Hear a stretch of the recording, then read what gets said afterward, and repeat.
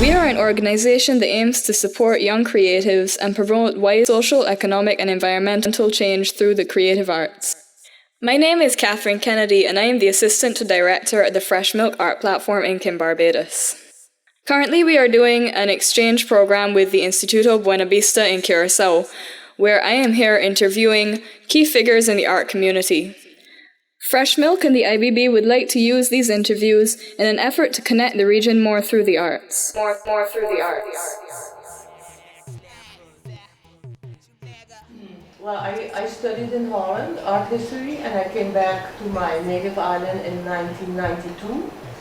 And then from then on, I'm a resident here again. And I was involved in, for example, a huge exhibit in 1999 called Arte 99, Arte 99.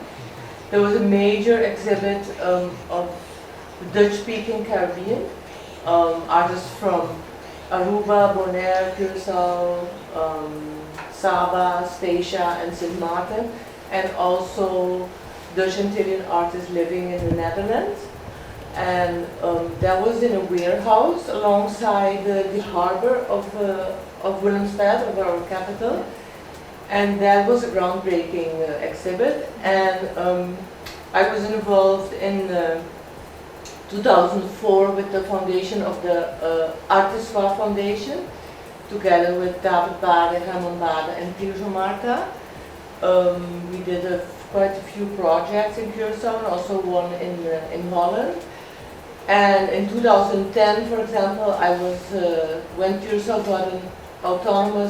became an autonomous country within the Kingdom of the Netherlands.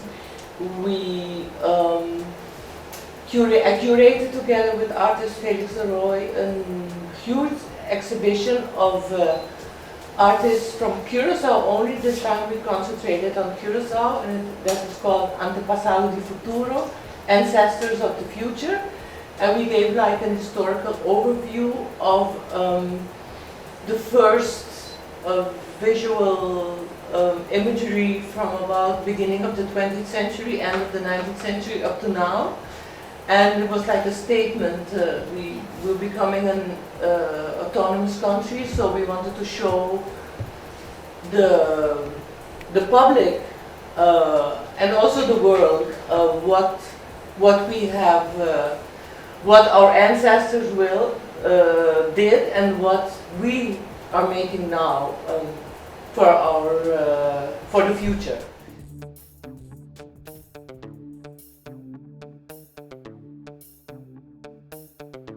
Well, I think there's quite some resistance from the local public still. There's a lot of work to do in that field to break those grounds for local people to understand and capture the essence of what visual arts can be for a country that is just starting up.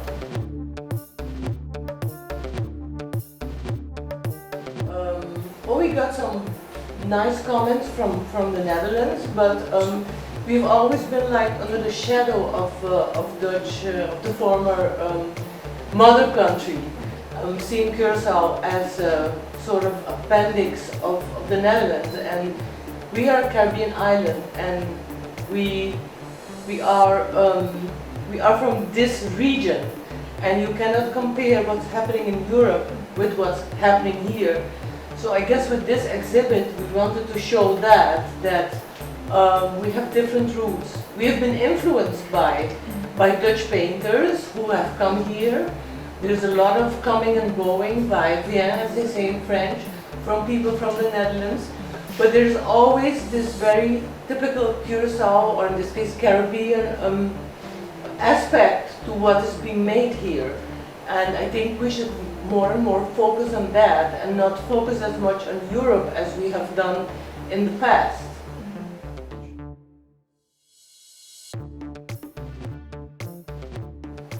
Well, I guess what you say, we all have the same problem, that there's quite some resistance.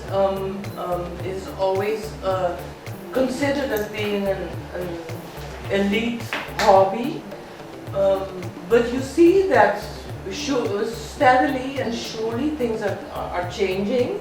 You have artist initiatives, you have, as we have no governmental infrastructure, and that is typical for the whole Caribbean, we have to constantly improvise on all the important art exhibits and art manifestations and art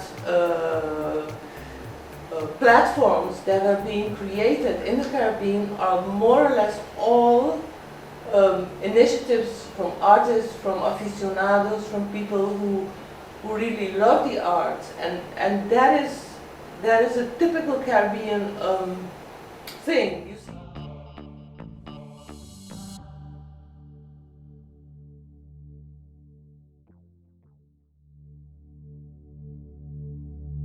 This beautiful young lady. How would you say that that impacted on your art practice since you were already practicing? Did it change a lot of your content?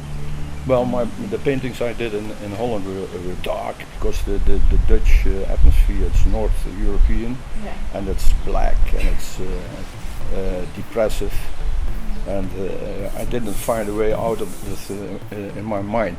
So my father and my best friend, my father, he told me, go and find your smile back. Yeah. So I came to live over here, and I enjoyed life again. Because this over here, the life over here is far more primal. It's more related with the things which matter in life. And then in the sophisticated civilization of Western Europe, those things are not important anymore. You're only thinking in small things, which doesn't matter in real things. Yeah, so you really connected with the Caribbean, the atmosphere, the nature, and the way of life down here. And of course, the people who find a way of living and enjoy living with nothing, because there's poverty over here. Yeah. Not that I enjoy poverty, but the straightness from the roots which are very important in creating, I think. Yeah.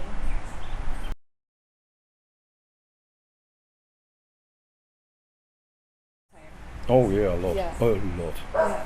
Because in the beginning, when I was, I had to earn a living over here, so I'm able to paint from nature, figurative way. So I made calendars, and those calendars, posters, and postcards, they were sold in the shops because there was nothing like that. And now, tens of calendars you can buy, and hundreds different kinds of postcards. But the contemporary atmosphere started in the beginning of the 90s with Carib art, where I met Annalie also. Yeah. She was participating, and also Razish. And so I started to learn those people, and we had a huge, how do you call it? People were talking with each other about the modern art. And so it came slowly into the island, and it really changed when TSO came back from the study in the Netherlands in the beginning of the 90s, I think. Half 90s. Yeah. And then we had the big show at Guatemala, Okay. the International Artist Workshop from the Triangle Front.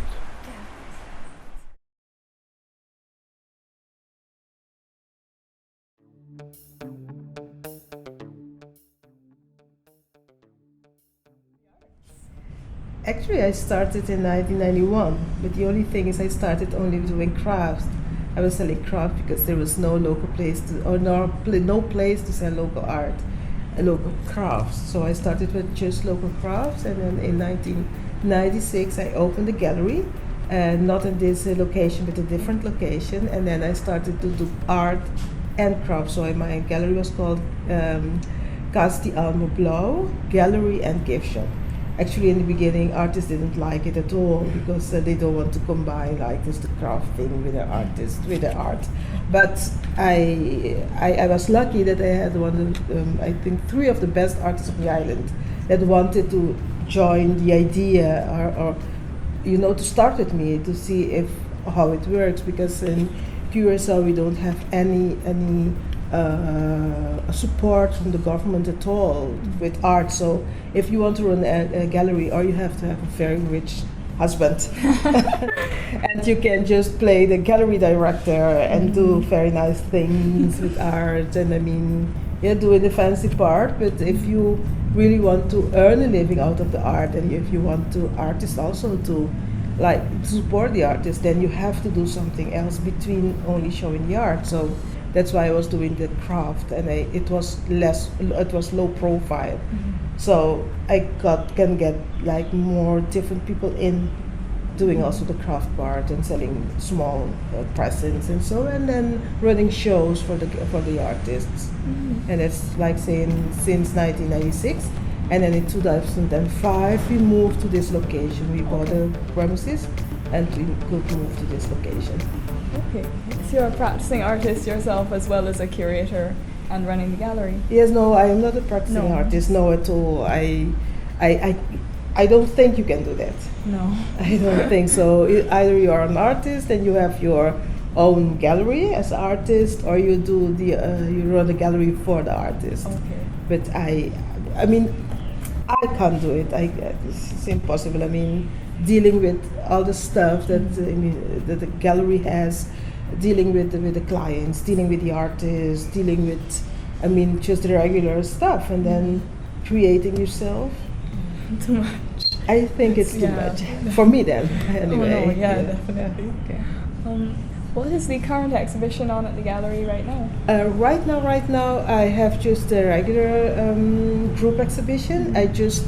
We had the exhibition of in October of George Struikelblok.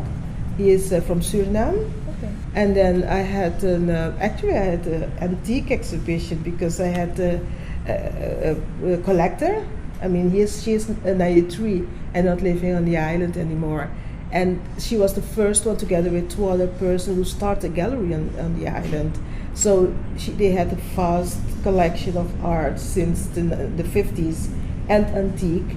And the kids, they are 60 or something like that, but they didn't know what to do with the collection of moms. They picked things they wanted out of it, but then still, it was so much what these people had.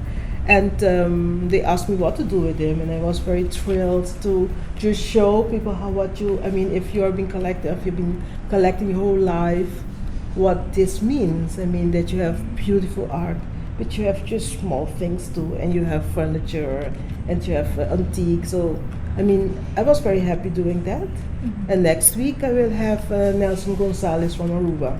Okay. Also an exhibition the 23rd. So. Great. So you mentioned that you had a Surinamese artist exhibiting and now one from Aruba. So do you exhibit with a lot of artists regionally quite often at this gallery? When I started, I was really like a local art. Yeah. I wanted really to promote the local artists. I almost only had local art exhibitions, but not locally. For me meant people born on the island but now you're living abroad, or people not born on the island but living on the island. So it was not very strictly local that you have been born and raised on the island. But at a certain point, it was hard when I started, because people were only directed to what was foreign and not what was from Curacao. But at a certain point, everybody started to like local art, and they wanted a local artist. So you got more and more local exhibitions of local artists, and they started their own galleries or selling at home and things like that. So at that point, I thought, for me, it's now time for me to move on, and I started to do more. I want really to go into the Caribbean art, but it's so difficult. It's really, really difficult. Yeah. So it is difficult. Why? Because it's the connections between the islands. I went to Barbados for when there was this. I think 3 or 4 years ago, there was an conference about diaspora, I think. Oh, yeah. It took me I think 11 hours together. Yeah. Because from Curaçao to Aruba, from Aruba to St. Kitts, and from St. Kitts to, and then afterwards, I mean, I started here at 6 o'clock, and then I reached Barbados at 11. I don't know how you travel. Coming back, it's a little bit easier. Yeah, I think I traveled through Trinidad, but it was still quite a long Yes. stay at the airport. And I mean, how do you get art then That's on the island? It's so difficult. So that's why, I mean, even if you want the connections between the islands, it's so difficult. It's a struggle. Yeah. You mentioned that artists at first were a bit resistant to the craft aspect, but the general public has given a good response to the gallery here? For sure, Yeah. for sure. I mean, that's it is. I don't know the English word. We call it in Dutch laagdrempelig. I mean, it is. It means that it creates a less of a struggle to get into a gallery, because they come for small things, and they come for just craft. And then, but they have to go through the gallery to get to the craft. So they look around, and it's a way for you to get them in contact with the art too. Yeah. And we supply only local craft. So I mean, and we are almost the only place on the island that supplies only local craft. So that's a way to get people in here, and the response is very good actually. Yes, I'm happy.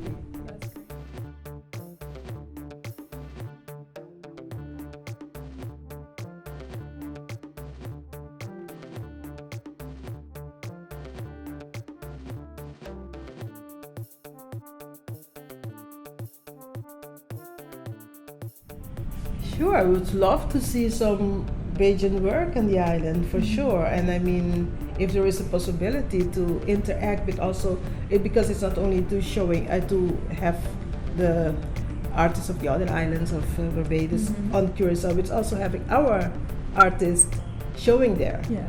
And I mean, what I saw in Barbados, you are quite developed into the artwork. You are more. I think because of England, that a lot of you artists went to England to study, but you created a community there, and we didn't have that with the Netherlands.